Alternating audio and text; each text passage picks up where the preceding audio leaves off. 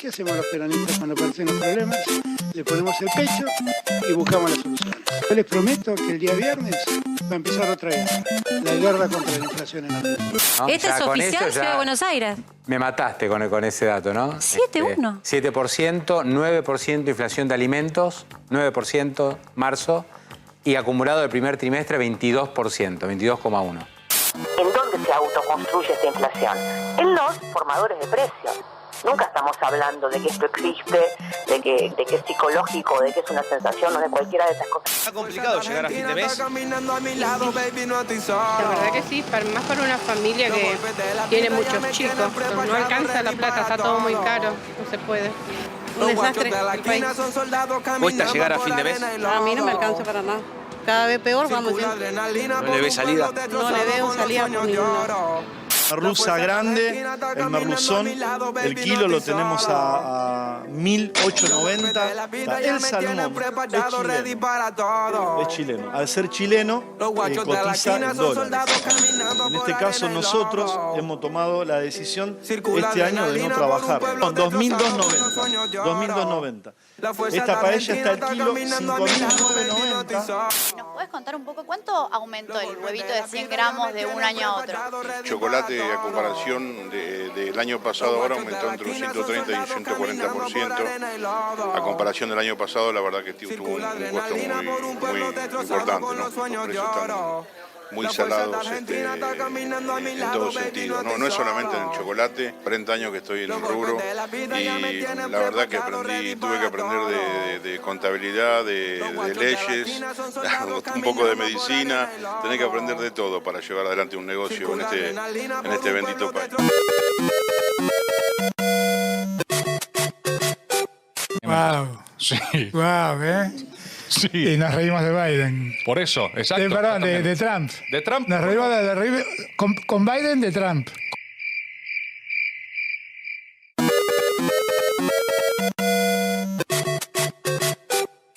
Inflación interanual.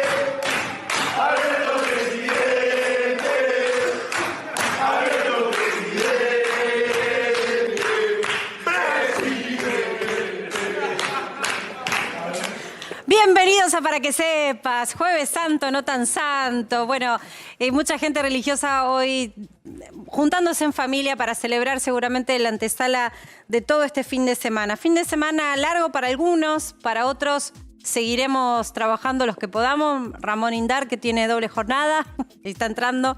No, me río porque la verdad es que cuando decimos que los políticos viven en Narnia, creo que nos quedamos chicos. Yo creo que hoy la editorial se resume en este título que vimos, ¿no? Argentina es el mundo del revés, es un mundo en donde incluso todo lo que se aprendió pareciera ser que no ha servido para nada. Hoy nos van a visitar dos economistas y va a ser interesante la charla. El primero de ellos, que viene del sector privado, es el jefe de asesores del área económica, de gabinete. Es decir, responde Alberto. Estoy hablando de Antonio Aracre. Ustedes recuerdan, Antonio, que ya está llegando, empresario importante del sector agropecuario, deja la esfera de lo privado y se suma al gabinete. Y se suma para estar al lado de Alberto Fernández. Bueno, le vamos a preguntar a dónde va a terminar la economía este año, ¿no? Y entendiendo por dónde termina este año, no en diciembre, sino cómo enfrenta el periodo electoral. Un periodo electoral que arranca de la manera que lo ves, muy difícil, con números muy difíciles en materia de inflación. 7,1% dio la inflación de marzo según la Ciudad de Buenos Aires, pero los alimentos se están remarcando con doble dígito ya, mensualmente. Una base de inflación que, como hablábamos con Pablo Wende y muchos economistas ya empiezan a visorar el escenario para este año, tendrá una base del 120%. Y por otro lado, un desdoblamiento cambiario de hecho y una devaluación que no llega al mayorista. Ahora, en donde por momentos o por tramos, cuando el gobierno necesita hacerse de liquidez en dólares, lanza tipos de cambio diferenciales, como el llamado dólar soja, una nueva temporada que acaba de inaugurarse. Y de repente aparece un dólar cuya ecuación o número no sabemos de qué cálculo sale, pero que está 100 pesos por encima del mayorista, que es el oficial que regula el Banco Central. Un mundo del revés, en donde prácticamente diría, es esto, tú elige la propia aventura, elige tu propia aventura. Elige tu propio tipo de cambio, elige tu propio índice de inflación. Lo que no podés elegir es tu paritaria, porque lamentablemente la recomposición salarial siempre llega tarde, siempre llega por detrás de los números de inflación cuando estos se dan a conocer. Y lo que no podés elegir tampoco, y no vas a poder elegir, es defenderte de una inseguridad que realmente nos azota en nuestra dignidad y nuestra moral. Hemos visto esta semana el raconto de lo que fue la experiencia de los sufridos choferes que salen a pedir justicia, pero lamentablemente violentados por una situación terrible, que es la muerte, como han matado impunemente aún a este chofer, uno más que han asesinado, la agresión al funcionario de turno que apareció en ese momento, de los pocos que da la cara, pero la cara la puso y se la llevaron las trompadas. Estoy hablando de Sergio Berni. Hoy la noticia del día pasa por la indignación de muchos vecinos que vieron cómo se llevaban a los responsables de agredir a Berni. Tenemos la foto, Romy, lo ponemos, que están detenidos. Pero claro, irrumpieron muy temprano, efectivos de la policía, casi como un allanamiento, esos que esperamos que se vean con la misma virulencia en aquellos sectores donde está marcado, por ejemplo, el narcotráfico. Los responsables, que obviamente estaban identificados, hay algo que creo que es lógico, ¿no? Los que agredieron a Berni, que actuaron con una emoción extremadamente violenta, no estoy justificando la violencia, pero parecía gente que era trabajadora, que estaba harta. Y al ver al funcionario y al ver en realidad la representación de la frustración en gobiernos que sustancialmente todo el tiempo prometen cosas que no ocurren, se violentaron. Nada para justificar, lo único que relato es que pocas veces se ve allanamientos como el que vimos esta madrugada. Se lo llevaron, al que obviamente está identificado, estaban todos identificados. Porque en realidad los que estaban ahí sabían que con las cámaras, que había inmensidad de cámaras, se los iba a identificar. No parecía algo armado. Pero bueno, la teoría descabellada, como ayer contábamos, del oficialismo pasa también por pensar que acá hubo un muerto que se tiraron, de que en realidad todo estuvo armado. Tenemos un video para mostrarte y mostrarte en realidad cómo fue el allanamiento, ¿no? La descripción de uno de los 3 domicilios allanados. Míralo. Quédese quieta ahí, levante la mano.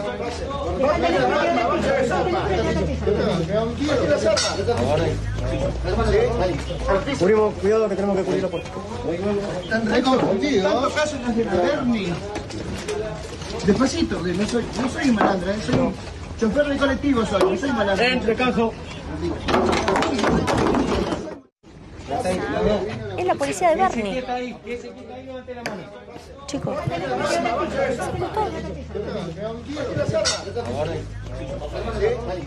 Bueno, esto que lo estamos viendo en pantalla, a mí me llamó mucho la atención. En un canal colega hicieron el trabajo de ir a hablar con los vecinos. Entonces le preguntaron a los vecinos, que en realidad los vecinos siempre saben todo. Esta persona que vive acá es un malhechor, es un violento, es gente que amenaza el buen vivir de la comunidad, son chorros, son barra bravas, y los propios vecinos lo defendían. No, es gente de bien, es gente trabajadora, lo que pasa es que están hartos. Marcia, acá, a ver, hay dos cosas, y esto va a sonar muy antipático. Por un lado es entendible la indignación que tenían los colectiveros, te matan a 3 choferes, no pasa nada, te prometen, y las cosas siguen igual. Lo primero que pensás es, ¿cuándo me toca a mí? Pero por el otro lado, hay que entender, más allá de la espectacularidad de todo este operativo, que si vos le pegás una piña a un ministro de Seguridad, el Estado va a ir contra vos. Te va a hacer todo lo que va a pasar. Lo insólito es que Berni había dicho que no. Claro, pero acá no tiene que... Pero ¿quién hizo la denuncia? Claro. Pero fueron 2 denuncias. Una de oficio. Una de oficio y una del ministro de Justicia, LAC. Exacto. Digo, pero a ver, no puede no tener... Y yo sé que está mal, pero no puede no tener una consecuencia si vos le pegás una trompada al ministro de Seguridad. Todo tiene que tener una consecuencia. Lo que pasa es que, ¿cuál es la consecuencia de la gente que es asesinada? Digo, este chofer y los otros 2 también, que en el mismo territorio fueron asesinados. ¿Cuál es la consecuencia? ¿Cuál fue? ¿No hay justicia? Uno sí y el otro Bien, todavía pero espera justicia. Flores espera justicia y todavía... Pero no se contraponen. Leandro Alcaraz... No, claro. Lo lamento, no se contraponen. Ahora, yo quiero decir una cosa. Ustedes se dieron cuenta, no sé si llegaron durante el día, me parece que vale la pena discutirlo. ¿Cuánto estuvimos hablando y cuánto se metió la política, ¿no? En el crimen del colectivero, lo tuvimos. Acá lo hablamos. ¿Pueden creer que ahora todavía se sigue metiendo la política en este allanamiento? Y te voy a explicar por qué. Porque dijeron, qué violencia la de la ciudad que metiéndose acá. Perdonen, el UTOI, que es el que está entrando en esa casa, es la fuerza de Bernie, señores. UTOI, fíjense lo que dice. Los que entran son los de Bernie, el UTOI. ¿Había policía de la ciudad? Sí, había 5 policías de la ciudad que estaban en otro costado, porque son garantía. ¿Y quién los manda? Porque esto los manda el juzgado correccional 20 de Ciudad. Y es cierto. Y se está metiendo en la política otra vez a ver quién hizo, quién golpeó, cómo no, cómo los detuvo. Es triste. Esto no tendría que haber pasado. Porque la verdad que si van a allanar y son 2 colectiveros... Cuando me agredieron en la calle el año pasado, me hubiese encantado, y me produjeron heridas leves, con acta policial, me hubiese encantado encontrar un fiscal que actúe de oficio, que no tuviese miedo y hubiese hecho lo que tiene que hacer. La cosa duerme en los estantes. Por eso digo, acá no se entienden. No pasa nada. O sea que depende a quién agredes o depende cuál es la víctima. Bueno, la rapidez. Una vergüenza, yo tenía que probar el hecho, por eso no entiendo. Este fiscal, la celeridad, la premura. Bueno, perdón, pero hay otra cosa. Acá está todo grabado, chicos. Acá está todo filmado, todo grabado. Era fácil. Y sabés, mirá, identificá a esta persona, al que es Juan Oscar Galeano. Yo lo tenía grabado también, absolutamente grabado. Y lo desconocieron. ¿Vos hiciste la denuncia? Pero por supuesto. Y no te hicieron nada. Y seguiste haciéndola y nadie te dijo nada. Y porque Carlos no es funcionario. Está mal. Esa es la respuesta. Está mal. Digo, acá... Era fácil porque tenían identificado y todos sabían quién era esta persona porque muchos dicen lo identifican por el tatuaje. Es cierto. Y después está la otra persona que es Jorge Cerda, que también fue detenido, que están esperando a la indagatoria. ¿Los van a soltar a estos 2 detenidos? Sí, porque es leve. Son lesiones leves, son... escarcelables. Claro, son escarcelables, resistencia a la autoridad. Pero digo, es un hecho que inquieta, sin duda. Porque, como dice Ramón, está bien que actúen de oficio, está bien que alguien quiera hacer la denuncia, a pesar de que Bernie dijo que no, evidentemente el ministro dijo no hay que hacerla, y aceleran todo esto. ¿Por qué? Porque está todo grabado. Es distinto lo del crimen del colectivero también, donde no hay muchas imágenes, donde hay que trabajar. Y te quiero dar un dato, mirá, Marce, que averigüé hoy, para que vean por qué de la lentitud de la justicia a veces, y me parece que esto nos ilustra a todos. El fiscal Gastón Duplá pidió el turno para hacer el barrido electrónico, es decir, lo que se llamaba el dermotés. ¿Se acuerdan ustedes del arma? Para ver qué huellas tiene el arma y quién disparó, para ver si los 2 detenidos del crimen del colectivero corresponden sus huellas a la del arma. ¿Sabes cuándo le dieron fecha? Para el 2025. En principio, sí, señores. 2025. Dijo, no puede ser. Empezó a buscar. La fiscalía consiguió un turno para que le hagan el barrido del arma el 20 de abril. Bueno, entonces, ¿cómo vas a actuar rápido si no tenés... Claro. La justicia no tiene los elementos para trabajar. Yo no defiendo a nadie, pero digo, digamos la verdad de cómo se trabaja. ¿Sabés lo que pasa, en la policía, Lili? en la justicia? Totalmente. Y sabes que la sensación también es que todos estamos a favor de que haya un orden y también estabilidad para que uno pueda proyectar una vida más sana. Ahora, el problema es cuando el orden y la estabilidad es solo para unos pocos. Claro. Y pongo también dentro de lo que considero que es víctimas del sistema, la gente que quiere trabajar bien dentro del Poder Judicial, dentro de la policía, pero no pueden. Pero son víctimas del sistema también. Estamos trabajando en vivo, está Roberto Maidana escuchándonos. Roberto, en uno de nuestros puntos de cobertura. Buenas tardes.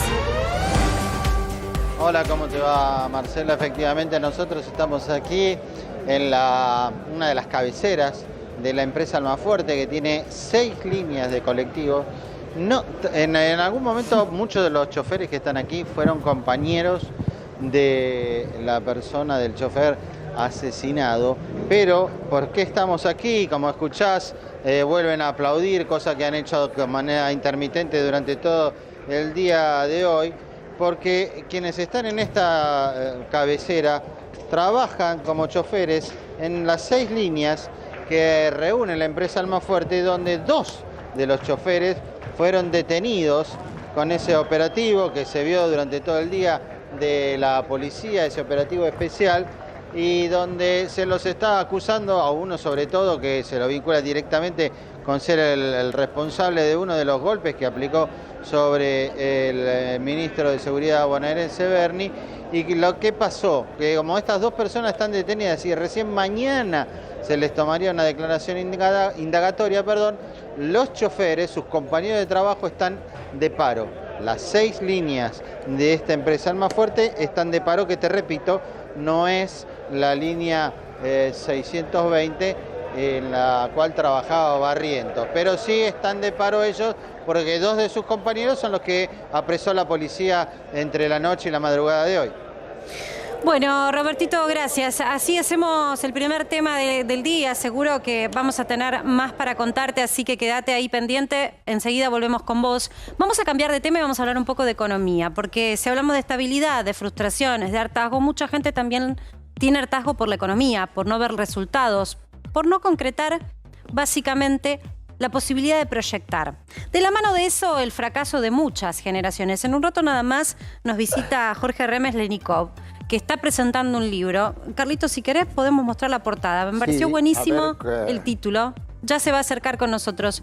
115 días para desarmar la bomba. Claro, cuenta en rigor cómo fue salir de la convertibilidad. Ustedes lo deben recordar, 2001-2002, y todo lo que terminó pasando hasta que más o menos se logró cierta estabilidad. Lo va a contar en primera persona, pero además, ¿cuánto de eso hemos aprendido?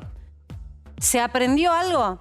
Por lo pronto, esta semana volvimos a hablar, todos escuchamos hablar del Fondo Monetario, de las negociaciones, del déficit fiscal, del gasto, pero también de la inflación y de la escasez de divisas. Y la proyección, lo que nos resta es pensar de aquí a las elecciones cómo seguimos. Está con nosotros ya, lo había presentado antes, Antonio Aracreol. Antonio, creo que es la primera vez que me toca como funcionario. Sí, antes esfera privada, ahora esfera pública. ¿Cómo estás? ¿Bien? Muy bien, muy bien. Bueno, vos sos uno de los que trabaja hoy. Viste que esto es así, casi que como uno tendría que dividir en porciones según la ideología de las coaliciones, gobernantes o oposición. Vos estás del ala albertista. Sí, claro. Así te definís. Bien, te pregunto esto haciendo esta introducción para saber si el presidente está de acuerdo con cómo se están gestionando ahora los últimos meses y sobre todo las últimas medidas de esta semana. ¿Cómo está viendo? ¿Cómo están viendo ustedes cuando se reúnen? Mira, Marcela, hay algo que cuesta mucho explicar y creo que con el cansancio que tiene la gente por todas las cosas que pasan, esto que vos estabas comentando hace un rato, más cuesta explicar. Pero algún tipo de esfuerzo hay que hacer porque si no, digamos, la evaluación de la gestión queda como muy viciada, ¿no? Entonces vos decís, cuando estás en una empresa te evalúan cómo te va, no en función a los números de tu balance, sino a los números del mercado. ¿Qué le pasó al mercado? ¿Creció más que vos? ¿Ganaron más que vos o ganaron menos que vos? Entonces, en función a eso, vos te dicen, ¿estuviste bien o estuviste mal? Acá, nosotros en los últimos 2 años crecimos, a pesar de una pandemia, aumentó el PBI, se generaron muchos puestos de trabajo, incluso privados registrados. Y tuvimos que atravesar no solo la pandemia, sino una guerra y ahora, empezando el último año de esta gestión, una sequía que no tiene precedentes. Yo te entiendo, pero eso es como hacer una introducción de la cual creo que todos lo hemos experimentado. Entonces, lo que le pasa al argentino que tiene tanto hartazgo, es el hartazgo también a la inestabilidad, a la no posibilidad de tener una proyección de mediano plazo. Entonces yo te tengo que preguntar por el futuro. Porque si de alguna manera el clima nos da tregua y no hay una nueva guerra, imagino que los meses que siguen son de mejor proyección para ustedes. O sea, ustedes tienen una base donde proyectar y me parece interesante poder compartirla con la gente. Lo decíamos la semana pasada. Proyecciones de inflación solo nos quedó la de los privados. Ustedes están manejando un presupuesto que en definitiva supongo que no comparten ya. Quedó viejo. Además, me parece sumamente importante la pregunta que haces en el contexto de que en unos meses vamos a votar. Primero en unas PASO y después en las elecciones. ¿Y qué se define allí? ¿No? Se define más que una elección. justamente se define esto que vos estás comentando. Si vos escuchás a los candidatos de la oposición, ¿qué es lo que primero te dicen cuando vos los entrevistas? ¿A qué se van a enfocar? Bajar la inflación, ¿no? Y el gasto. ¿Cómo bajo la inflación? Con una baja del gasto. Ese es básicamente el enfoque y la narrativa que ellos te cuentan. Ahora yo me pregunto, ¿no? ¿Será que es bajar la inflación como un objetivo en sí mismo lo más importante que le podemos ofrecer al 40% de la gente que está por debajo de la línea de pobreza? ¿O no tendrá que ver con un cambio en los precios relativos de la economía? Porque la peor herencia que nos dejó el gobierno anterior, el gobierno de Macri, no fue un 54% de inflación, sino que fue precisamente una distorsión tan enorme por la cual se destruyeron 250.000 puestos de trabajo privados registrados y se perdieron 20 puntos del poder adquisitivo del salario. O sea, ¿vos me querés decir que si esta política siguiera tal cual? Porque fue, según me estás relatando, fue entorpecida por la sequía y antes por la pandemia. ¿En un próximo mandato ustedes llegan a corregir todo eso? Claro, es que el punto es precisamente esto. ¿Cómo corregís el déficit fiscal? Porque todos entendemos que el déficit fiscal contribuye al proceso inflacionario. Sabemos que no es la única causa. Hay otras que son quizás tan importantes como el desequilibrio fiscal. Pero enfoquémonos en el equilibrio fiscal. ¿Cómo te plantea eliminar el desequilibrio fiscal la gente de Juntos por el Cambio? Con un ajuste tradicional que, como vos bien lo explicabas, se basa en la reducción del gasto. ¿Qué es reducir el gasto? Es más desempleo, es más gente de los que trabajan en el Estado que se quedan sin trabajo. ¿Y ustedes cómo proponen reducir una recesión. El gasto? Nosotros lo que decimos es, el Estado es necesario, sobre todo en materia de educación, de salud pública, de seguridad, porque cuando vos tenés tanta gente por debajo de la línea de pobreza, esa gente necesita de esos servicios básicos que te brinda el Estado. ¿Cómo resolvés el déficit fiscal? Por supuesto que hay que eficientizar el gasto en aquellas cosas que son improductivas, pero necesariamente vos tenés que crecer sostenidamente en el tiempo para poder absorber con la mayor recaudación y siendo más eficiente con el proceso de recaudación ese gasto. Poneme la pantalla del dólar, porque yo quiero hablar este tema con Antonio. Antonio tiene experiencia en el sector privado, tanto se le dice a los funcionarios que a veces nunca tienen recorrido en el sector privado. Bueno, vos gestionaste empresas de miles de empleados. Entonces una empresa quiere venir y quiere invertir, quiere apostar por Argentina, pero tiene que lidiar con cuestiones que son realmente irrisorias. O sea, yo no sé cuál es el tipo de cambio hoy, porque depende para quién y depende por cuánto tiempo. Cuando el propio gobierno decide que por un lapso de tiempo determinado le va a dar a un sector de la economía un tipo de cambio que está 100 pesos por encima del mayorista que en teoría regula el Banco Central, no se termina de entender si el gobierno entonces considera que ese es el tipo de cambio de equilibrio, que tampoco es 300, ¿no? Estamos hablando del dólar soja o dólar agro que se acaba de lanzar, pero tampoco es el 4.10 del contado con liqui. Ahora, no es el 2.11 del mayorista.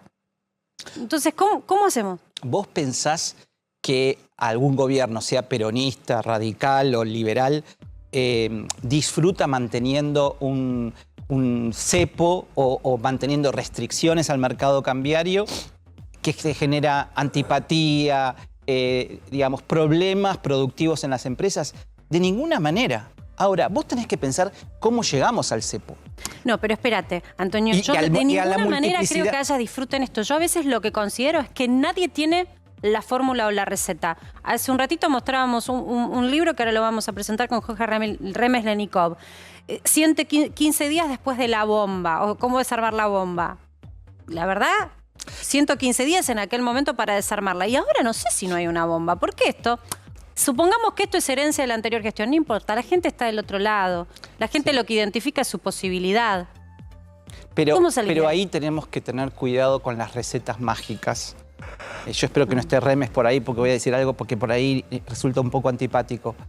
Pero digamos, tanto el plan Bonex en la década del 90 como la especificación asimétrica en el comienzo de siglo fueron tan tan negativos para la economía argentina que generaron exactamente este grado de desconfianza en el sistema por el cual los argentinos nos hemos bimonetarizado absolutamente, porque no confiamos en las instituciones financieras, no confiamos en los esquemas regulatorios y no queremos tener nuestras reservas, nuestros ahorros o lo que fuera dentro del sistema bancario.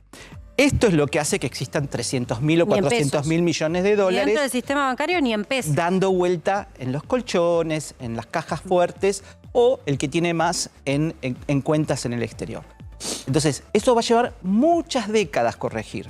Entonces, esta pantalla que nos acostumbramos, ¿vos decís que va a llevar décadas? Por lo menos hasta que la Argentina en 3 o 4 años logre aumentar sus exportaciones en minería, en litio, en gas, en hidrocarburos, de manera tal que el déficit comercial y el déficit de la cuenta corriente no sean más un problema en la Argentina porque haya mayor disponibilidad de dólares que de demanda, esto va a seguir siendo algo que tenemos que administrar. Bueno, es bastante honesto lo que decís. No es que es una gestión más, no hubiese sido tampoco esta. Me estás hablando de décadas. Si vos presentás Perdón. No, ¿qué tal? Le quería preguntar. Sí. Porque el libro de Remes habla de la crisis del 2001, 2002.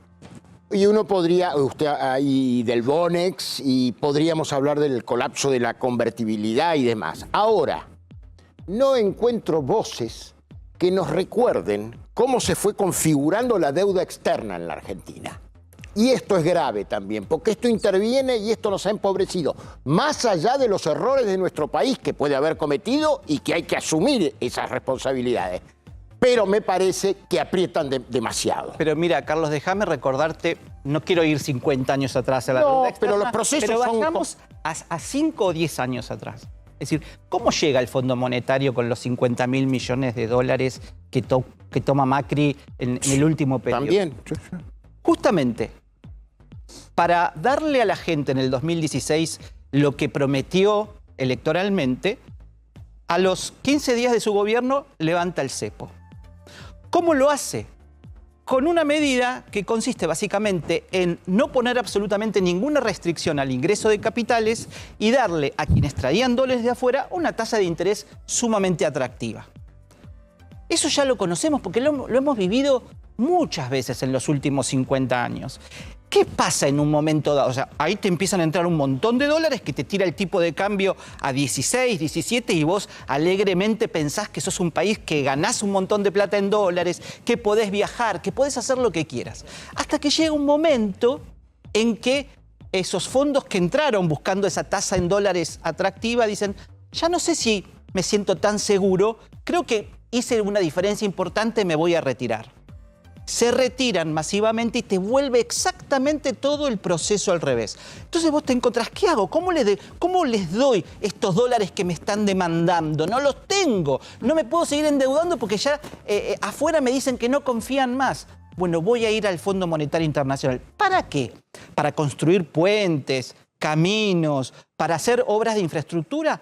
No. Para permitirle a todos esos fondos de inversión que hicieron una tasa de interés del 10 o el 15 o el 20% anual en dólares, que se vuelvan tranquilos a sus casas.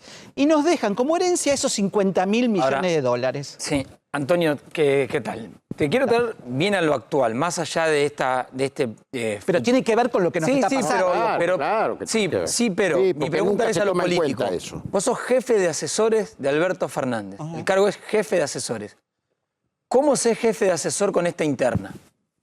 ¿Cómo es trabajar cuando el ministro del Interior no le responde al presidente, el ministro de Economía quiere ser candidato a presidente, el presidente quiere ir por una reelección, la vicepresidenta no le habla al presidente y vos te toca ser como jefe de asesores? Para que la gente entienda cómo se labura así. Hay que acostumbrarse que en los últimos años en la Argentina, no sé si son 5 o 10 años, el sistema político migró de un sistema partidario a un sistema frentista. Y los sistemas frentistas conviven personas, grupos que tienen ideologías que no son homogéneas. Lo hemos visto, por ejemplo, con el tema del Fondo Monetario Internacional, incluso en el Congreso. No todo el Frente de Todos votó homogéneamente. Y como eso se producen otras situaciones. Lo que para mí le está faltando a la Argentina que ahora asume un proceso frentista y no partidista, y esto ocurre tanto en el Frente de Todos como en Cambiemos, y de cara al 2024 me parece que hay que abordar ese tema, es construir una gobernanza que te permita dirimir, cuando vos estás en el gobierno y en la gestión, cómo haces para consensuar esos procesos donde existen diferencias importantes. Pero las diferencias acá se hacen públicas, entonces le pedimos a la gente que confíe, al inversor que confíe, y la verdad que no se muestra demasiada estabilidad, porque por momentos pareciera que no están de acuerdo ni en la foto, que es el diagnóstico. Bueno, entiendo el punto, pero insisto, para mí, para construir de cara al futuro, hay que trabajar en cómo se dirimen esas diferencias. ¿Vos estás en desacuerdo con que, por ejemplo, la Cámpora, o a veces se hizo público también una diferencia con Sergio Massa, salió Malena Galmarini a criticar que se hayan algunos esbozos de medidas o borradores de medidas se hayan publicado y se apuntó incluso a Casa de Gobierno? ¿Estás en desacuerdo con que esas cosas sean expresiones públicas del oficialismo? Mira, te voy a contestar con esto con toda la franqueza del mundo porque incluso me rozó de alguna manera. Bueno, te apuntaron a vos. Sí, sí, por eso. Vos lo sabés. Yo honestamente te digo, a veces, quizás por ser demasiado principiante en estas cosas, veo construcciones mediáticas que se arman solas. Digamos. Mira, el día sábado anterior a todo esto, La Nata publica una nota en Clarín dando casi un detalle de todas las medidas que se iban a anunciar, que después no se anunciaron. A raíz de esa nota, que si querés tomaba algunos fragmentos que 6 meses atrás yo había estado conversando con distintos periodistas, pero cuando yo tenía otro rol en la actividad privada, muchos pensaron que yo había estado hablando con La Nata. No lo conozco. No tengo su celular, creo que me hizo una nota en toda mi vida. Habría que ver cómo llegó esa información a La Nata. Después se construyó sobre eso un sinfín de notas y cosas que no tenían nada que ver conmigo ni con ninguna declaración. Entonces veo que a veces se sobredimensionan algunas la cuestiones. propia política. Sí, sí, se alimenta, como que hay una retroalimentación entre la política y el sistema mediático de todas estas cosas que generan como cierto morbo, no sé si hasta decir. Pero es ingenuo todo eso, la verdad, usted que tiene experiencia, es empresario.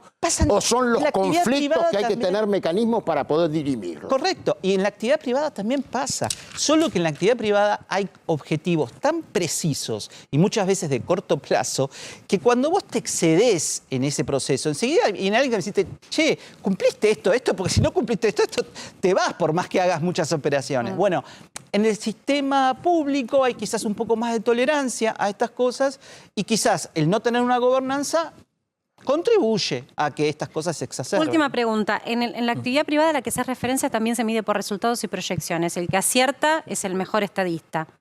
¿Qué va a pasar con la inflación de este mes que estamos arrancando? ¿Qué esperan ustedes que ocurra?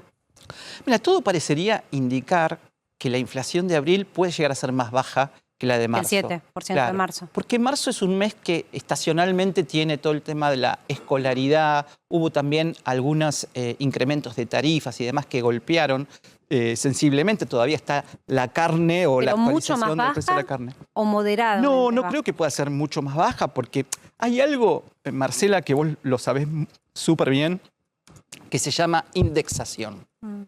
La indexación es lo que todos hacemos cuando vamos a ajustar nuestros honorarios, nuestros precios en los supermercados o lo que fuera, que es mirar hacia atrás, ver qué pasó en los últimos 3 meses, en el último mes, y corregir automáticamente nuestros precios relativos en base a eso. Por eso yo te digo que lo más importante, casi tan importante como corregir la variable macroeconómica inflación, y mucho más difícil aún que eso, es corregir los precios relativos. Porque lo que le va a cambiar la vida a la gente es que podamos mejorar el poder adquisitivo. Y eso no va a pasar porque bajemos la inflación y nada más.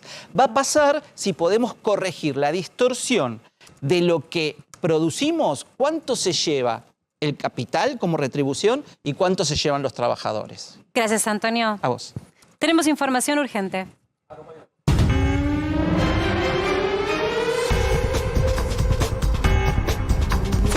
¿Qué hace, Jorgito? Cuidado, cuidado, cuidado.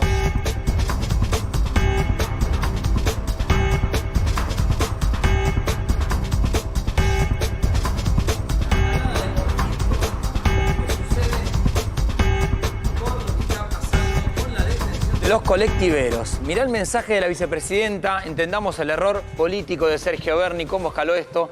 Dice Cristina, acabo de ver por televisión el operativo policial donde se detuvo a uno de los colectiveros que agredió salvajemente al ministro de Seguridad de la provincia. Me dicen que se trató de un operativo conjunto de la policía de la ciudad con la bonaerense. ¿Era necesaria la magnitud del operativo y el tratamiento que se le dio al detenido? Como si te tratara de aprender a un narcotraficante en su búnker. Alguien me escribe textual, al copito que quiso matar a Cristina lo trataron mejor que a un colectivero que le metió una piña a Berni. Claro que lo trataron mejor, lo detuvieron los militantes, no la policía, y yo tuve la suerte que no tuvo Barrientos. La bala no salió. Este es el mensaje que acaba de publicar la vicepresidenta, porque las imágenes eran elocuentes, lo mostramos recién. Toda la espectacularidad para detener a un colectivero, Por un eso. operativo. A ver, lo decíamos de al un principio del narcotraficante. programa, justamente habíamos tomado postura, no, ni siquiera había tuiteado todavía la vicepresidenta de la Nación. Por supuesto que uno quiere orden, o sea, el orden hace a la vida, a la estabilidad, a una vida sana. Ahora, es desproporcionado. Es absolutamente desproporcionado, ni siquiera es que estaban abandonando el país. Y el nivel de violencia, de romper las cosas. La verdad que gente que lo único que hizo fue poner un pie, sí, me llevo, doy explicaciones.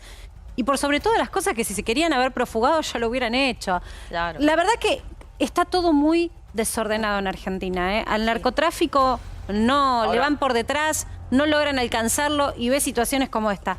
Me parece bien que haya explicaciones y consecuencias si hay una agresión y hay violencia. Lo que no se entiende es lo desmedido. Cuando ya sabemos que cuando matan a la gente, cuando matan a un trabajador, no pasa esto. Pero Lili, entonces era un operativo conjunto, pero el Es que un operativo irrumpe es conjunto. de la bonaerense. Pero lo muestra la Está en la imagen. cámara. A ver, Digo, poné las imágenes. A ver, Se ve. juzgado, el orden del juzgado 20. Los que van ahí son el UTOI. ¿Qué hace? ¿El juzgado es de Capital Federal? Sí, es el juzgado 20, contravencional y de faltas. Da la orden de detener por la denuncia que hay y por la actuación de oficio. Perfecto. Llegan a la casa por jurisdicción, como es la provincia de Buenos Aires. Ahí está. ¿Qué estamos viendo? ¿Qué dice el chaleco? Dice UTOI. Y el UTOI es la policía especializada de élite que tiene la provincia de Buenos Aires. Lo que me dicen es, llegó la DDI, esto es completo y está bueno. Ahí dice, UTOI, provincia de Buenos Aires. Operativo conjunto. Operativo conjunto, pero la ciudad les manda por jurisdicción, porque tienen ellos allí que entrar, les manda 6, me dicen, 6 policías acá, 6 policías en la otra casa, 6 otros de policías también en las terminales, porque ahí también se llevaron 500 legajos de todo el resto de los colectiveros. Es desproporcionado. Mirá la cantidad de efectivos solamente. Yo los invito a ustedes... Pero es que Vamos al error esto político. lo ordenó Berni, perdón. Bueno, no, por eso, vamos al error político. Pero espera, de Berni. porque no es que estamos pidiendo la cabeza de un funcionario, Marce, no hacemos gente- eso en el ¿cuánta periodismo de que gente- hacemos ¿Cuánta para que gente sepas. matan? No, vamos a hablar del error político. ¿Cuánta gente matan en la Pero provincia de Buenos espera, Aires todos los Moncho, días por inseguridad? tenés razón, Es pero- una noticia más, un crimen, Yo lamentablemente. quiero quedarme con esa imagen. ¿Alguien recuerda cuando detienen a un chorro, narcotraficante, lavador de dinero, violador? ¿Recuerdan esa cantidad de efectivos policiales? Yo no recuerdo ni en Rosario Eso- cuando nosotros pusimos la cámara y los vecinos tenían miedo. No Cuando vos recuerdo jugás, tanto. ¿te acuerdas todos los operativos que hacía Berni? Y el eslogan era Fuerza Buenos Aires. Fuerza Buenos Aires. Que en lugar de Sí. parecer la bonaerense era como un Twitter. eslogan de campaña de Berni. Cuando vos viste en campaña permanente, ¿qué le pasó a Berni? En campaña permanente fue a poner la cara a un conflicto pensando que era uno más. Se come una piña, escala el conflicto, trabajadores de paro, ¿qué hace?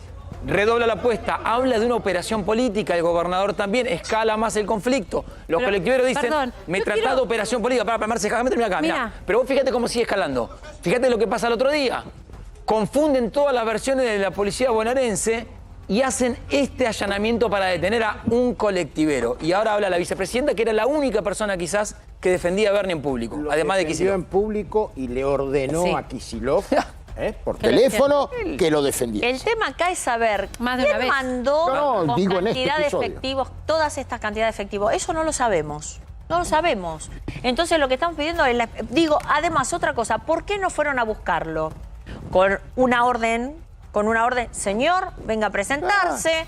Claro, no volvemos hubieran a ido las estos imágenes. colectiveros. Mira, sí Lili, que hubieran ido. Y vos usás la fuerza. él sale- Cuando tenés que ir a detener a alguien que sabés que se va a escapar, que está armado, que puede Pero estar es que el tipo armado. sale, perdón, el hombre sale sale a la puerta de su casa, Y dice, levanta las manos y No después, soy obviamente, chorro, se tira sobre el dice. piso. Y siguen entrando a la casa. Bueno, por eso. Siguen entrando los ¿Sabe para yo qué no entran? entiendo Para para qué. buscar cosas. Para buscar Que no- cosas, que no se para buscar encontraron, elementos. ¿no? Pero Sí.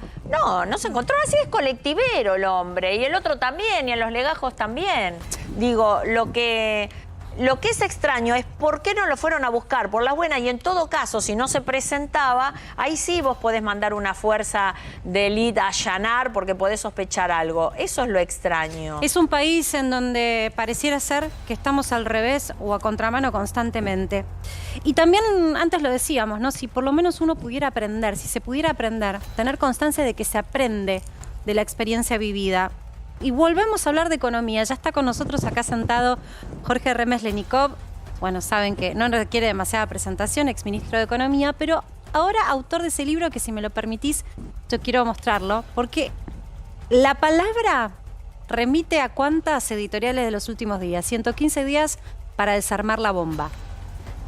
Digo la bomba, ¿no? Y desarmar, tanto que también la oposición dice lo que van a dejar y demás. Y lo hemos escuchado tantas veces. Jorge, buenas tardes. tal? Gracias Buenas por estar con nosotros en Para que Sepas. Gracias por invitarme. No, por favor. Estamos analizando en donde creemos que es un país al revés, porque yo no sé si la política aprendió algo. Y yo quiero preguntarte si vos sentís, a casi 22 años de una de las crisis más fuertes que sufrió Argentina, donde te tocó comandar para poder salir de esa bomba, si sentís que la política aprendió algo. Mira, el libro este tiende a responder esa pregunta. Y lamentablemente yo creo que no hemos aprendido.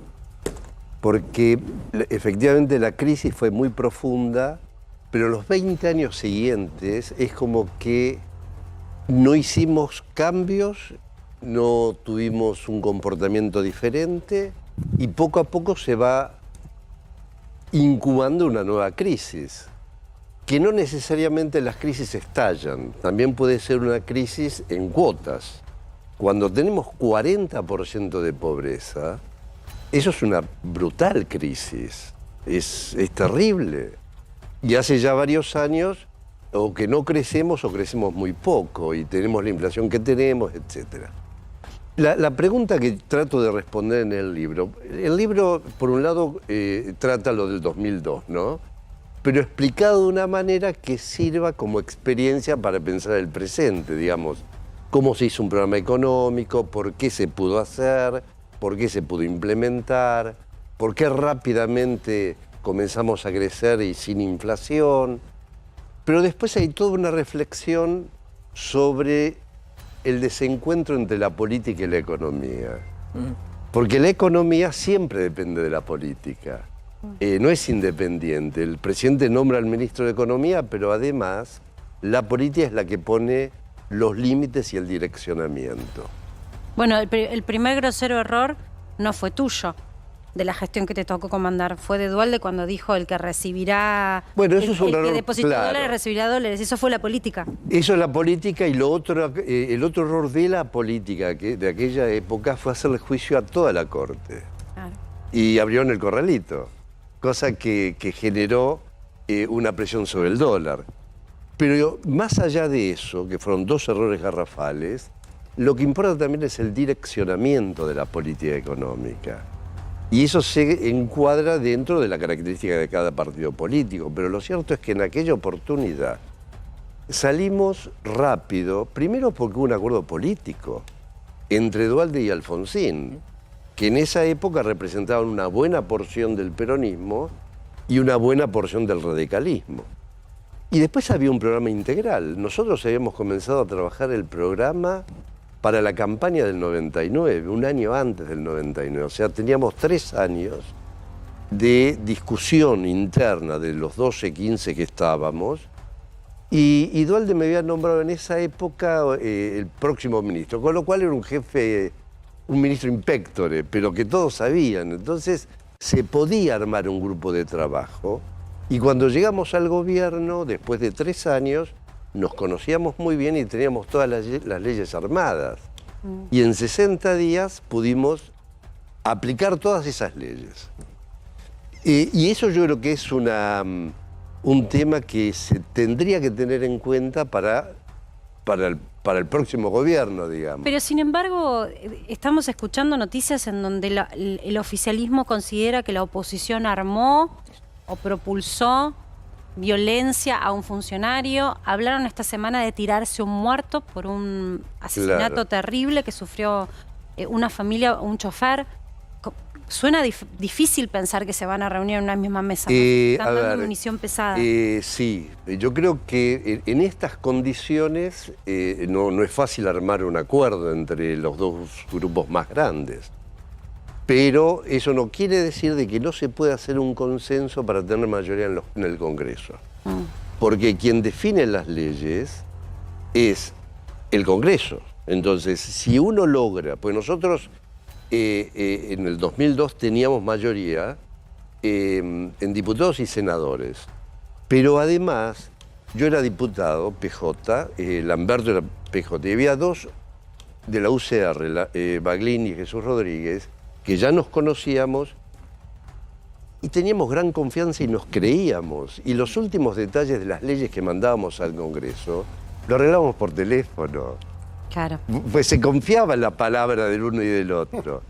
Pero yo creo que es central hacer algún tipo de acuerdo político. Después vendrá todas esas que se hace para la foto de los acuerdos sociales, económicos. Pacto de la Moncloa, eso que ya... Lo que vale es tener el proyecto de ley y el manejo en el Congreso Ahora, para Remes, que salga.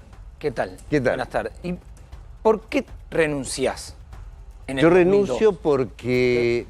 Siempre quedó esa versión de, bueno, hizo el trabajo sucio que tenía que hacer la economía y después afuera. A ver, en primer lugar no hice ningún trabajo sucio. Hice lo que tenía que hacer. Sí, señor. Le llaman sucio, no sé por qué, pero no era sucio. En general, en Argentina se critica a quien hace el ajuste y no a quien hace el desajuste. Cuando las variables económicas están desajustadas, hay que ajustarlas. Es obvio, pues no se puede vivir con esta inflación o con ese nivel de deuda, etc.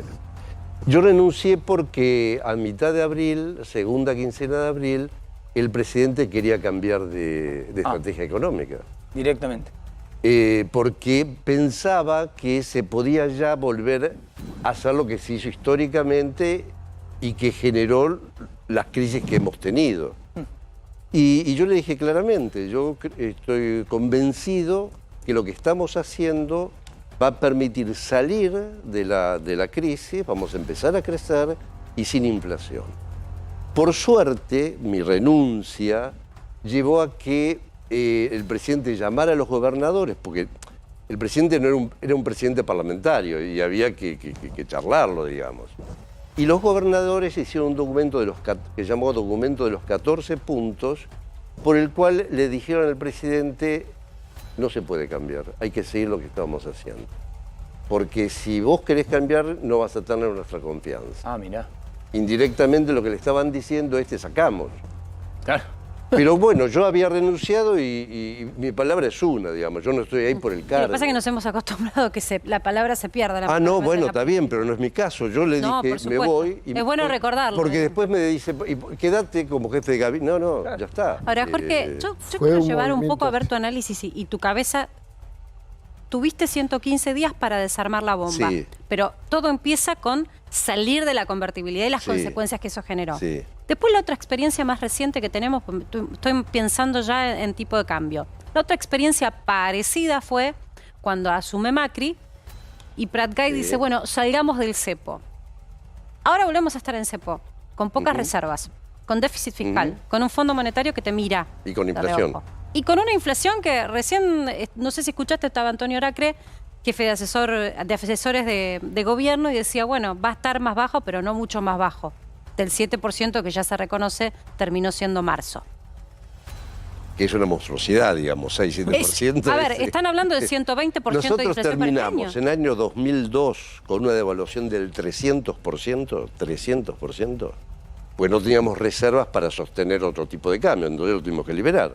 En el último trimestre del 2002, la inflación fue 3% anual, 0,2, 0,1, 0,3. Cuando asume el presidente Kirchner, se encuentra con la mejor herencia de toda la democracia. se crecía al 8%, inflación 3% anual, superávit gemelos, cuenta corriente, Claro. y ya teníamos como 12 o 14 mil millones de reservas. Pero obviamente hubo que hacer un esfuerzo inicial importante, donde se generaron Ahora, una serie de Jorge, discusiones, ¿no? la cuestión, dicen los que quieren de alguna manera desprestigiar esos logros objetivos, dicen que en realidad había viento de cola. Ese es otro término como la cosa sucia. Bueno, ahora el viento de cola. Somos muy creativos con digamos, siempre se busca algún justificativo para por lo malo o por lo bueno, digamos. Exactamente. Pero efectivamente el llamado de viento de cola fue el aumento de los términos de intercambio, basado en el precio de la soja, maíz, trigo, pero eso empezó en el 2004. Eso fue en 2004, y que duró hasta el 2011. Cuando se termina ese viento de cola, la economía entra en recesión. No teníamos nada. Tanto es así que el nivel de actividad de este año pasado, no importa, estamos al 2010. Pero por lo que vos me decías, Marcela... Claro, pero yo digo, te tiro la llave. A ver, No. vos lograste desactivar una. Todo lo que vino después fueron desactivar cosas peores también. A ver. No sé, en tu momento vos tenías 9.000 millones de dólares, pero había gente que había depositado en dólares y que quería esos dólares. Ahora hay menos depósitos. A ver, son dos cosas. Por un lado, primero habías hablado de la devaluación, etc. No se puede devaluar si no hay un programa integral. Si uno devalúa, como se devaluó no hace tanto, digamos, o lo hace de forma gradual cuotas. como ahora, o vía En shock. cuotas, claro. En cuotas. Si uno no lo acompaña de política fiscal, de política monetaria y de política de ingresos acorde, la devaluación no sirve para nada. No sirve para nada. Porque genera más inflación y se come el aumento real. Entonces, yo insisto que cuando uno tiene que atacar un problema de la economía como lo tenemos ahora, o lo que hemos tenido en los últimos tiempos, tiene que ser atacando todos los factores. Uno no puede decir hay que bajar el gasto público. ¿En qué contexto? O hay que hacer restricción monetaria, o hay que devaluar, o hay que revaluar, porque el gobierno revalúa. Sí. Por eso tenemos déficit que tenemos, si no tendríamos que tener superávit. Entonces, el programa tiene que ser integral y se tiene que poner todo de golpe. Eso no quiere decir de que sea shock o gradualismo. Eso es otra discusión. En aquella época se hablaba también de gradualismo, shock. Claro. Y ahora que está tan de moda, otra palabra muy de moda que insisten los economistas, los llamados libertarios, que dicen dolarizar. Y uno queda inmerso en una cantidad de números que tiran en 5 minutos y no termina de entender. Es dolarizar. ¿Qué es dolarizar? En el año 2002, 2001, tuvimos muchísimas presiones de varios sectores que con este programa perdían, ¿no? Como por ejemplo grandes empresas que querían seguro de cambio, o las tarifas que habían ganado muchísimo en los 90 y nosotros transitoriamente congelamos, pero ha habido presiones. Y también presiones de los dolarizadores. Eso básicamente lo querían los bancos y los sectores exportadores. Cuando uno dolariza, pierde instrumentos de política. Y un país como el nuestro necesita el tablero de mando completo, no un pedazo. Si vos dolarizás, no tenés política monetaria y no tenés política cambiaria. Y atás tu situación a un dólar que depende de Estados Unidos, y si Estados Unidos anda bien, que aumenta la productividad, el dólar se revalúa y vos también revalúas tu moneda. Yo estoy en desacuerdo con esa política. El problema que tenemos muchas veces es que palabras suenan bien y sintetizan todo un pensamiento que no se explicita y la gente compra eso. No, es que suena lindo. Suena Es bárbaro. un buen eslogan de campaña Claro. o marketing. Yo te pregunto por algo que creo que puede llegar a ser más real, que es el desdoblamiento cambiario. Y digo más real porque ocurre en la práctica. Pero ¿cuánto de eso puede plasmarse en una política de gobierno oficial? Bueno, nosotros de hecho tuvimos al principio del principio, al primer mes, el desdoblamiento cambiario. El tema es que el desdoblamiento, llamado comercial por un lado, financiero por el otro, si hay mucha diferencia. se genera evasión. Nosotros hemos hecho en el año 2000 un estudio de sensibilidad sobre las retenciones. Y habíamos determinado que una retención superior al 20% generaba evasión. Y eso es lo mismo que en el desdoblamiento. Si hoy día, por ejemplo, que tenemos una diferencia entre el blue o como se le quiera llamar, con el comercial del casi 100%, alrededor del 100%. Y bueno, muchos exportan por Paraguay. Y en las importaciones pasa lo contrario, se sobrefactura. Uno subfactura y otro sobrefactura, con lo cual se pierden miles de millones de dólares. Porque no solamente se pierden los dólares, sino también los pesos de recaudación. Con lo cual, para que haya un desdoblamiento efectivo oficial, el mayorista tiene que devaluar. Ah, claro. Ahora, un problema que tenemos nosotros, y yo de alguna manera lo comento en este libro, es que nunca se analiza, me refiero a la conducción, ¿no?, de la dirigencia política, lo que es un programa integral de economía. Siempre ¿Qué es? Está bueno que lo puedas contar. ¿Qué es un programa a ver, integral? uno tiene que tener objetivos de la política económica, ¿verdad? Y en todas las campañas y todos los gobiernos dicen hay que crecer, bajar la deuda, bajar la pobreza, esto, aquello. Es que todos estamos de acuerdo. A un punto están todos de acuerdo Pero entre sí.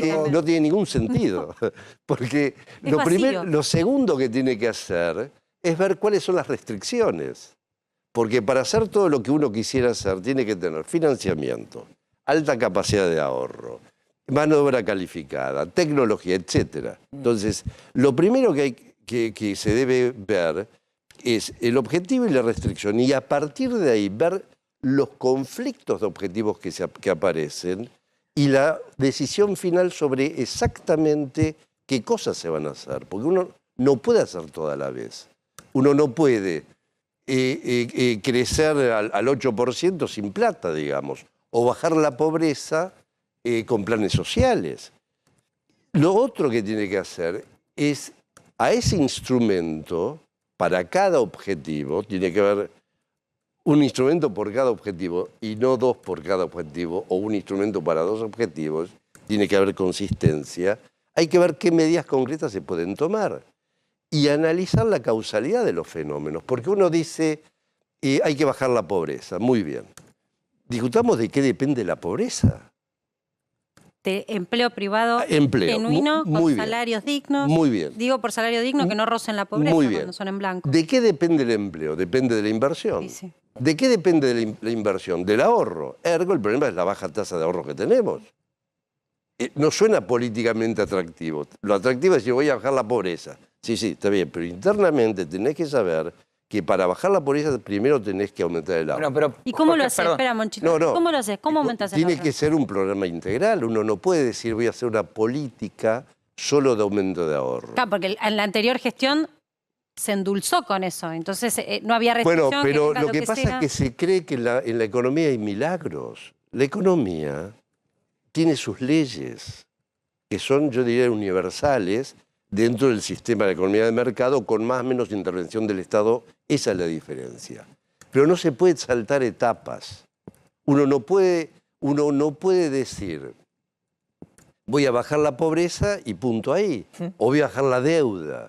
Ahora, 39% de pobreza, 7% de inflación mensual, 120 de base para este año, desdoblamiento cambiario informal. ¿Esto es una crisis?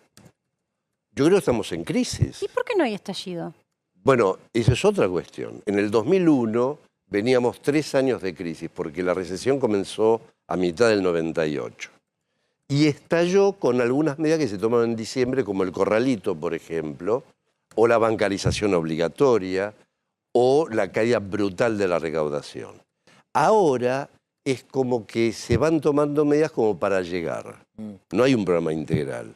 Pero es probable que lleguemos, no lo sé, porque nuevamente siempre depende de cómo esté la situación política. Independientemente que si está Y de o la no. ayuda de los gremios también, ¿no? Sí, también, y de los empresarios, digamos. Bueno, pero, los movimientos sociales ahí me ahora. meto con lo que te iba a preguntar. Vos decís la situación política. Vos sos economista. ¿Qué implica tener un ministro de Economía que es recontra político pero no económico? Digo, genera ruido. Que no es economista. indistinto. A ver, yo preferiría que en el Ministerio de Economía haya un economista y que tenga manejo de política, porque hace falta eso. Bueno, lo tenés a Rubinstein. Pero se requiere cobertura política del Congreso y de las provincias y obviamente del presidente. Son tres cosas que no sé si tenemos. Ahora el no las Congreso tenemos, no sé, el presidente ve un rival y encontró en Massa quizás la presión de no tenía plan B, y los gobernadores. Ahora, ¿por qué? No sé, digo, ¿está en esa soledad el ministro de Economía o no? Las leyes que... Le contesto, Carlos. Yo creo que hay disidencias internas del gobierno muy profundas que hace que el ministro de Economía tenga más dificultades para llevar las cosas adelante. Y sí, un gobierno, por más que sea de frente o no frente, en nuestro país existe el presidencialismo. El presidente dice vamos para allá, pero es obvio que la fuerza política que lo respalde tiene que estar trabajando al unísono, si no, entre la oposición, que naturalmente tiene que ser oposición porque siempre hay un balance. Si están adentro del propio gobierno, la situación es más complicada. O sea, cuando vos decís el ministro de Economía, no estás hablando de Massa, sino también de Guzmán. Digo, las mismas situaciones que... Sí, es en general. Yo no discuto puntualmente. La forma de encarar la política que tuvo esta sino es un problema metodológico, digamos. Claro. Y que si no nos ponemos de acuerdo en eso... Y tampoco no nos ponemos de acuerdo en que en la economía no hay milagros y que no se pueden saltar etapas, siempre vamos a caer en el mismo problema. Me gustaría profundizar ese punto. Vos dijiste, Omni, el tema de que hay leyes como inexorables de la economía. ¿Sí? Sí. ¿Cuáles serían? Mira, una es la que dije de la pobreza, ¿no? La otra, que para crecer sostenidamente vos necesitas aumentar la acumulación de capital, no que se vayan, sino que se queden en la inversión, mano de obra calificada, tecnología, recursos naturales, que eso sí lo tenemos. Lo otro hay que trabajarlo. Si vos querés aumentar sistemáticamente los salarios, tenés que aumentar la productividad. Caso contrario, si es nominal, le das aumento salarial y te aumenta la inflación. Si vos no querés tener deuda, tenés que ordenar el sector público, de manera tal de que tenga algún desequilibrio transitorio, pero que no sea permanente y que no genere ruidos sistemáticos.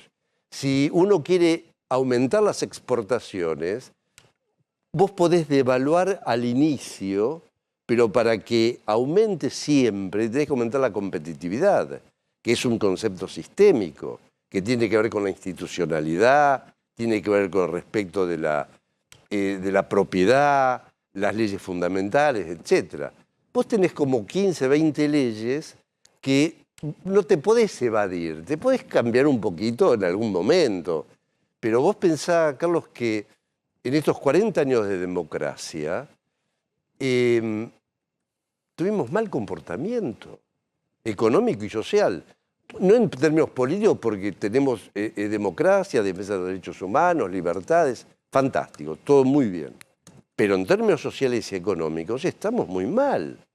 Nosotros hemos salido somos contemporáneos, a pelear en los 70, porque la pobreza era 7%. Sí, sí. Yo era militante político también en aquella época, ahora no lo soy, pero en aquella época también lo era. 7% salimos a la calle. Ahora tenés 40. Y es como el problema del gradualismo, es que vos lo vas incorporando y lo vas asimilando como un hecho normal. ¿A cuentagotas? A cuentagotas. Pero empezás a vivir cada vez te más. dicen es 40, entonces otro dice, no, 40 no es 39. Bueno, pará. Sí. Te sigo. Ahora, yo te quiero preguntar, en tu experiencia y qué pensás que va a ocurrir. Porque es cierto que diste en un punto que me parece que es clave. A la gente no le gusta que le hables de recorte del gasto. Pero contexto... No solamente de recorte, sino que le digas la verdad. Yo nunca me voy a olvidar cuando me puse así enfrente a la televisión y dije, no se pueden devolver los depósitos porque no hay dólares. Me querían matar. Y no había dólares. Había 48.000 millones de depósitos. Y el Banco Central tenía 7.000 millones que eran del Banco Central, no de los bancos privados. Queremos los dólares. Sí, pero no hay dólares. Y cuando dije eso me mataron. La verdad duele muchas veces. ¿Cuál es la verdad del hoy? Y que estamos en una situación terrible, muy difícil, terriblemente difícil. Porque lo sentimos todos los días, ¿viste? Por Claro. eso digo, cuando vos hablas de ajuste, diste en la tecla, porque la verdad que la gente se está ajustando todos los días. O sea, Claro. está muy irascible, es muy Pero- finito el límite. Entonces, ¿cuánto más pueden ceder? Y eso yo no lo sé y creo que nadie lo sabe, porque yo nunca me voy a olvidar. La explosión del 2001 fue el 2021 de diciembre. Una semana antes habíamos hecho reunión de bloque y nadie absolutamente imaginaba que iba a pasar la semana después. Y explotó. Acordate, se sacó una ley que era la intangibilidad de lo que después fue el corralito, de los fondos. No se podía. Ese es un típico caso, Carlos, de una ley que va en contra de la ley económica. Porque vos no puedes declarar intangible lo que no tenés. Es así de sencillo. Entonces, quedás bien ante la gente, le decís, mira, hacemos la intangibilidad, pero no se podía hacer, digamos.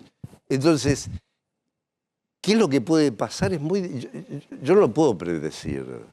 Creo que nadie. Lo social no, pero sí sabés que, digamos, si la Lo- gente hoy vive mal, probablemente por un tiempo también viva peor.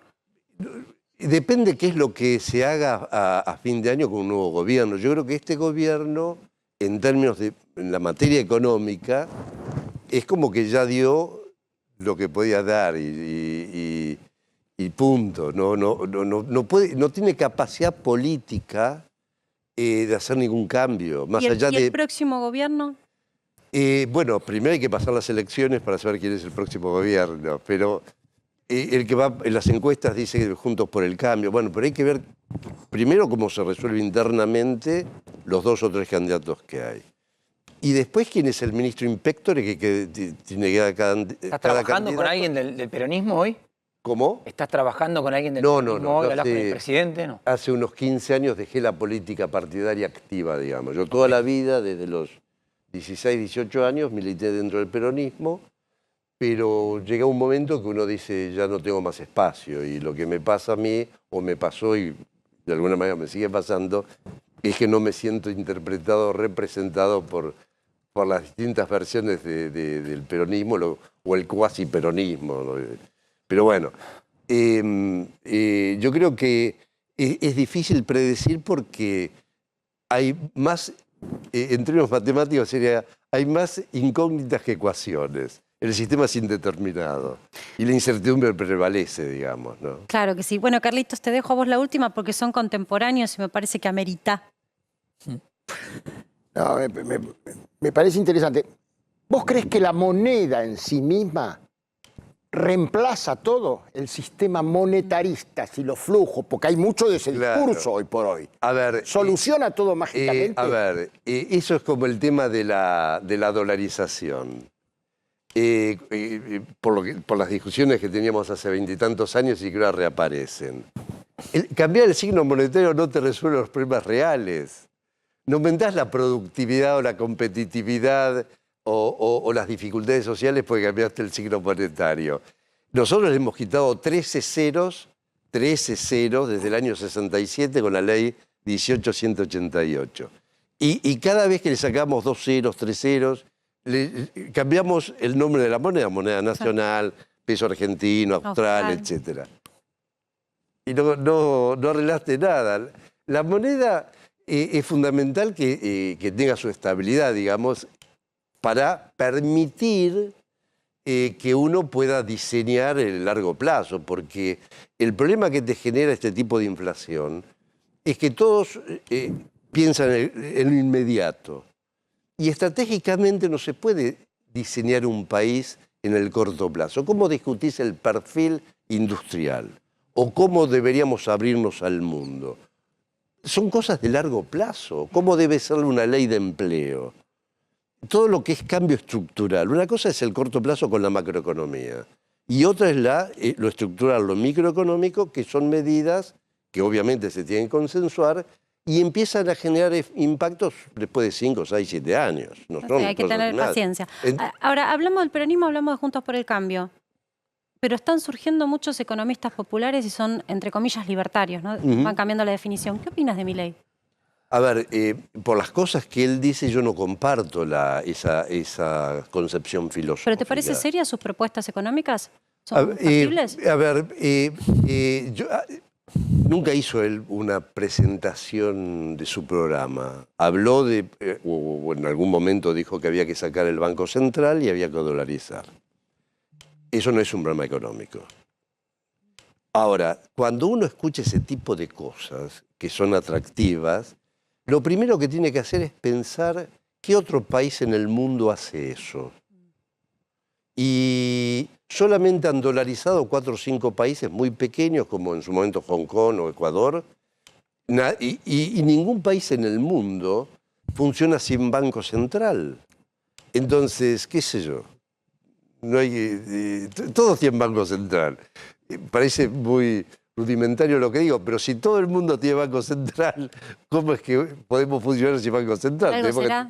Por algo será, tenemos Gracias, que tener Banco Jorge. Central. Sé que tenés un compromiso, te agradezco enormemente tu tiempo, nos quedaríamos hablando un montón, ¿no? Aparte vale la pena conocer la opinión de quienes estuvieron ahí, la historia que nos cuentan y más, pero vos estuviste ahí. Muchas gracias. Gracias a vos. Por este reportaje. Gracias a todos. Tenemos que ir a una breve pausa, pero ya volvemos.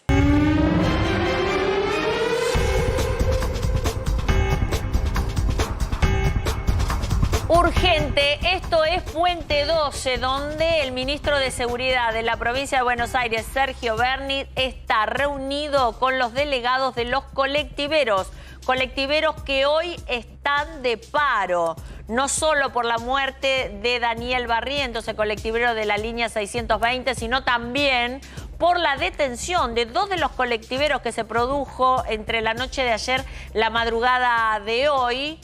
Y por eso esta reunión de urgencia, cuando termine la reunión, Berni prometió hablar con la prensa, pero antes, apenas entró, dijo: vengo a terminar lo que empecé el día en que fui a hablar con los colectiveros, el día en que nos enteramos de la muerte de Daniel Barrientos. Punto número 1. Segundo, en un ratito nada más, Marcela, se va a adelantar la indagatoria a los 2 colectiveros que están detenidos justamente por la agresión a Sergio Berni. Son los 2 que están detenidos desde esta noche. En un rato el fiscal los va a indagar con la presencia también del juzgado número 20. Esto se había hablado de ayer. Sí. Es posible que hoy se haga y es posible que esta noche mismo queden en libertad porque son delitos escarcelables. Ahora, perdón, la cumbre, me quedé pensando en lo primero que contaste, que obviamente es información urgente de último momento. Sí. Esta reunión o esta cumbre entre, bueno, colectiveros, chofer y Berni, ¿estaba prevista para hoy? No, la arreglaron en el día de hoy por, nuevamente, la detención primero de los 2 y lo que generó el procedimiento del que estuvimos hablando, y porque los colectiveros empezaron con un nuevo paro, claro, exactamente por esto. A ver, Lili, por eso lo que decíamos, en lo político, el error, saquemos de lado la tragedia del asesinato, hablemos de lo político, el error de Berni primero, ir a solucionar, entre comillas, un conflicto con la presencia de los medios, al estilo Berni, pensando que era uno más. Termina con 2 trompadas y con un Berni que tiene que ser salvado por la policía de la ciudad. En el medio de la policía de la ciudad, un efectivo que le pega a un colectivero. Es la imagen que está viendo arriba a la derecha, lo que fue ese día de Sergio Berni. El ministro redobla la apuesta, hablando de operaciones políticas, dice: no sé si nos tiraron un muerto, entrevistado por Grania y Sole Largui.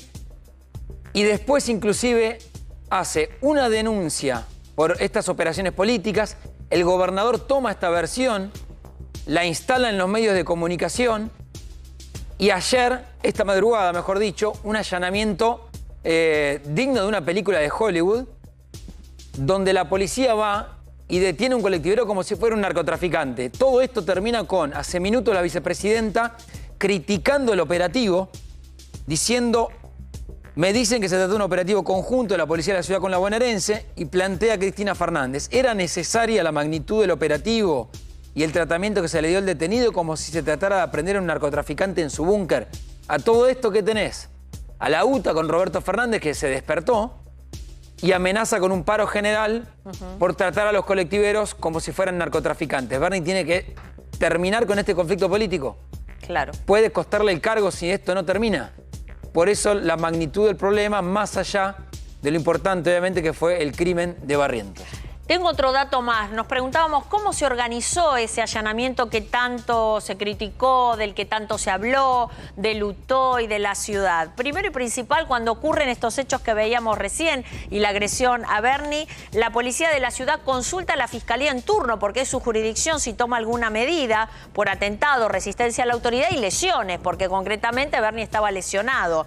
A partir de ahí, la fiscalía que estaba en turno, que era la de Carlos Rolero Sasturain, lo que hace es decir, vamos a investigar, y pide la investigación a la fiscalía, que les decía, Fiscalía Contravencional 20.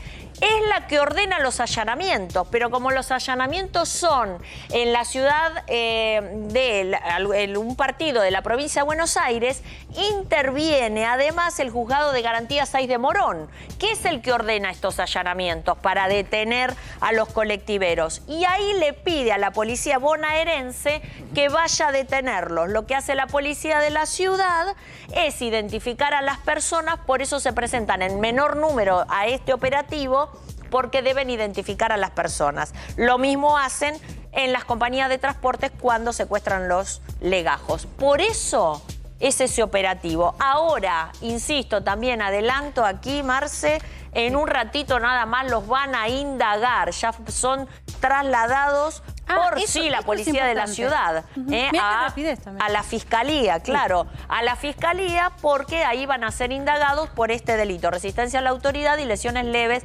Seguramente, como son delitos escarcelables, van a terminar saliendo esta misma noche. Me quedo con una última frase en resumen de todo lo que ustedes estaban charlando y todo lo que hemos escuchado. Ramón planteaba si fue un error o no político, el haber ido a poner la cara y demás, y cómo terminó lo de Bernie. En principio había una orden y fue Axel Kicillof el que sale a defenderlo. Ahora, después de este tuit, que viene a colación de las imágenes violentas también, de cómo a la gente se la fue a estos... A detener. Sí, cómo se los fue a detener a estos trabajadores que ejercieron violencia sobre Bernie, pero se los fue a detener con un despliegue terrible. Después del tuit de Cristina, sí, ¿qué tenemos que hacer? Escala de otra manera esto ya. Bueno, creo que vuelva a salir Kicillof, ¿o sí? Me parece que ahora ya habló como, digamos, la jefa del gobernador. Ahora escala de otra manera el conflicto. Ahora, acá está la vicepresidenta que está diciendo, ¿era necesaria la espectacularidad? A ver, lo que está blanqueando acá Cristina Fernández es lo que venimos diciendo todos los días, nada más que la política, si lo dice Cristina, actúa de otra manera, que es el error que cometiste. Es la jefa del Estado. Cuando vos jugás a hacer Super Bernie todos los días, en algún momento sale mal. A ver. Cuando miramos los datos de inflación y tenés que mirar básicamente cuál es el desagregado de la inflación, en el último mes, que finalmente daría 7%, estuvo Antonio Araque acá y de alguna manera lo dio a entender, transporte está dentro de los rubros que más aumentaron, un 6,3%. Estamos ahora en Constitución porque queremos conocer si de la mano de los aumentos la gente siente que viaja mejor. Hola, Marce, ¿cómo estás? Estamos aquí, vos lo dijiste, Plaza Constitución, pero vamos a hablar con la gente que está aquí esperando para viajar. Hola, chicas, ¿hacia dónde van? ¿A Mar del Plata? ¿A Mar del Plata? Mar del Plata, sí. Bueno, ¿viajan mejor? Ahora viste que aumentó el boleto. ¿Cómo pensás que va a ser el viaje? Esperemos que esté bien, estamos preparadas, tenemos mate, tenemos algo para comer, así que esperemos que esté bien. Bueno, y el tema de inseguridad dentro del transporte, porque ustedes acá van a viajar, toman colectivos, ¿cómo viajan? No, nosotras estamos tranquilas, nos mantenemos siempre juntas, tomamos como esos recaudos nada más, pero nada más. Suerte, chicas. Gracias. Bueno, y así, Marce, este es un punto neurálgico, tanto para los que viajan en colectivo como en ferrocarril.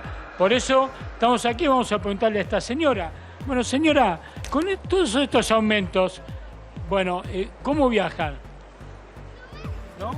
Bueno, suele pasar que a veces algunos no quieren hablar. Puede fallar, Guilla. Marce, pero sí, puede fallar. La encuesta en vivo es lo más difícil que hay en el periodismo. Lo que sí se ve mucho movimiento, está bien, es un día, digamos, la mayoría lo toma como feriado, aunque no lo sea. Porque Va a salir un tren próximo a Mar del Plata en horas de la noche, entonces ya hay gente que está por aquí con valijas preparadas, con bolsos, y un ambiente muy tranquilo. Se nota el feriado, Marcela, porque a esta hora Constitución... Se nota. Bueno, escúchame, me tengo que ir, querido amigo, nos reencontramos. Y a vos del otro lado te digo, si te quedás en la ciudad de Buenos Aires, agarrá el calendario y anotá lo que te voy a contar. 14, 15 y 16 de abril, durante 3 días, el mercado argentino de productos y productores agroalimentarios reunirá en Matienzo y Zapiola a más de 300 pequeños y medianos grandes productores con 7.000 productos de todo el país. Y hasta el 28 de abril, atención, porque el Centro Cultural Recoleta abrió la convocatoria destinada a adolescentes de 13 a 17 años del AMBA para que puedan formar parte de una nueva edición del Festival Clave 1317, una experiencia de aprendizaje a partir de la creación colectiva de un proyecto de 8 categorías: dibujo, pintura, fotografía, música, cine, teatro, danza, podcast y escritura. Y ahora, atención, porque del 11 al 23 de abril, a las 20 horas, El Lago de los Cisnes fue compuesto en 1875 y ahora vuelve al Teatro Colón. La historia se cuenta a través de bellísimos actos blancos y de la eterna confrontación entre el bien y el mal. Y un minuto tarde, pero le entregamos ya porque está Facundo Pastor. Nosotros nos reencontramos el lunes que viene. Mañana no me van a ver, pero va a estar todo el equipo a las 18 horas porque hay mucho más para que sepas. Chau.